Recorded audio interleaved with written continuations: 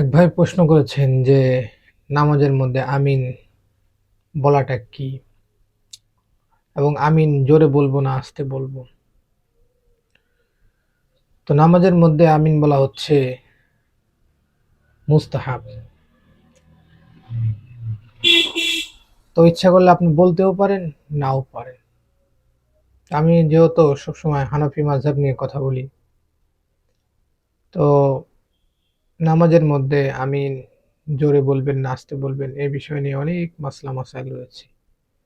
তবে আসাহ কওল হচ্ছে আমিন আস্তে বলা, তবে একটু শব্দে বলা যাতে করে নিজের কান পর্যন্ত যায়।